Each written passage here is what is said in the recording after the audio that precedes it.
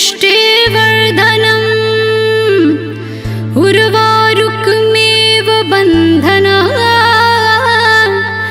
मृत्युर्मोक्षयमामृता।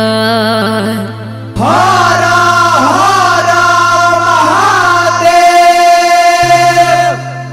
बम भोले बम भोले बम भोले बम बम भोले बम भोले बम भोले बम बम भोले बम भोले बम भोले बम बम भोले बम भोले बम भोले बम।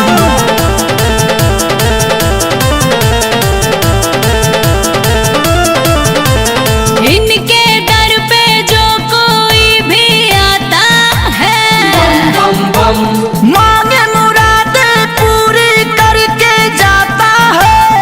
ओम नमः शिवाय। अरे इनके दर पे जो कोई भी आता है मांगे मुरादे पूरी करके जाता है।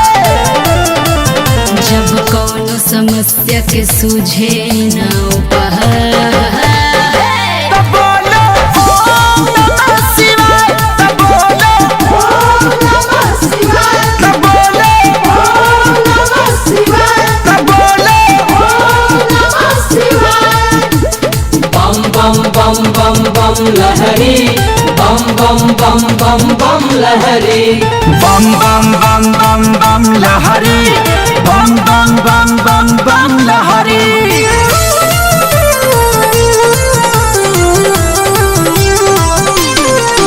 नंदी पे देखो सवार है खुला इनका दरबार है।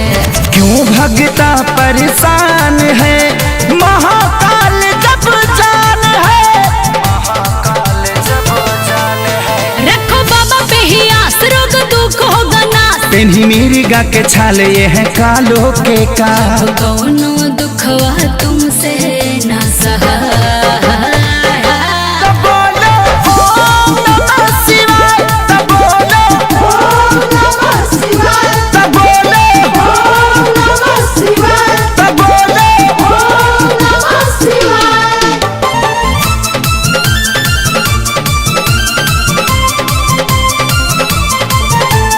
जान रहा संसार है शिव ही पालनहार है।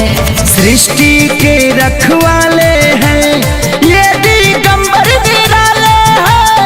ये दिगंबर निराले हैं। सुनो करो विश्वासों के सारी प्रकाश। इनकी शक्ति है खास चले मुर्दे में भी सांस। जब कष्ट हो दुनिया में तुमसे जिया ना